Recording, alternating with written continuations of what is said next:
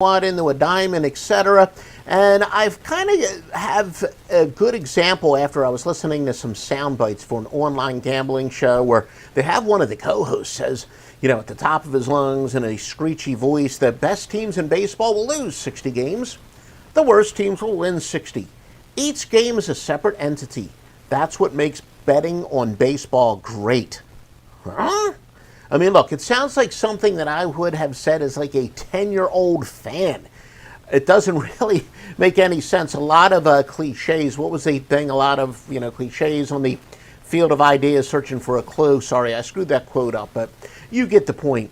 Yeah, every single bet in every single sport is a separate entity. But we did turn an embarrassingly ridiculous rubbish into some useful information. A team that's on pace to win 100 games would involve a team with a winning percentage of approximately 630. Well, when you fade teams with a winning percentage of 630 or above, and of course we exclude when both teams have winning percentages of 680 or 630 or above, because otherwise you'd get 1-1, but you'd always be giving back the juice. But such teams, fading such teams with that winning percentage is plus 64.76 units with a decent 1.6 ROI. Not necessarily the greatest system we've ever told you about, but it does, again, prove what I always say. It is good to pick bad. So, yeah, if people just blindly keep betting on the best teams in Major League Baseball, it is not going to work out for you. Now, we also found when this angle favors home underdogs, it's kind of a wash, but that's before the juice. It's not good to bet on or against, so either way you're going to be giving away the juice. So home dogs tell us that the team is not truly likely to come close to winning 100 games. Again, a team that wins 100 games in a year isn't going to be a home dog all that often, so you can see why this would be an outlier. Essentially, we're excluding paper tigers in this system. And when we do that, exclude home dogs, it raises the winning percentage, or raises the units won to 65.1 units, which I said a little bit of a wash, but the return on investment is much better at 2.3. Now, to take it a step further, if we're betting on a team with a winning percentage of less than 600, it's a 2.4 ROI. And this is what we use at offshoreinsiders.com with Joe Duffy's picks. We're only fact-based. Perfectly fact-based stuff at offshoreinsiders.com. All right, I guess I didn't set it up technically where we do it bullet point by bullet point, but that's all right. I'm not going to go back and re-record. It's more about the quality of the information rather than the cute little fancy broadcast. Another angle that's not great, but does demonstrate, again, that blindly betting on good teams is really a terrible idea.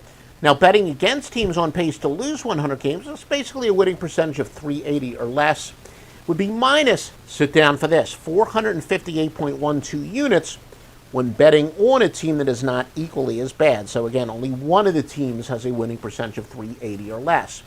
Now, with juice, it's not necessarily a profit to bet on, but losses a much more modest 33.22 units. So, again, betting on a team that is on pace to lose 100 games would only lose you a modest amount of money very long term, but betting against those teams that are on pace to lose 100 games will lose you a bloody fortune.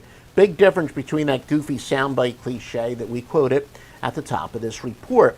Now, the bottom line is there is some accidental truth in that trite soundbite. Simply betting on the best and betting against the worst is a horrific idea from a betting standpoint, but we're demonstrating it very specifically here in Major League Baseball. Those teams pacing for only 60-ish wins offer great value, and fading teams on a pace to win, or fading teams on a pace for only about 60 losses does as well.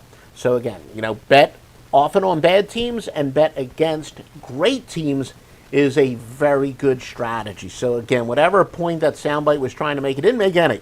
Like I said, Any 10-year-old baseball fan could tell you that a team's going to win 60 games over a 162-game season. Every team's going to lose at least 60 games. But there really is some betting value to learn in that really empty cliche and factoid. All right, please like and give us hearts. I don't even know how the Twitter thing works. It's just live Twitter. I don't know. Do you even give us a heart on there anymore? Anyway, share, comment, embed, retweet. Yeah, if you got your own website, if you got your own blog, please feel free to embed this video, and you can put your own ads around it. You know, we're always looking for a couple extra views here. Remember, the best handicappers and vetted sportsbooks are always going to be at offshore inside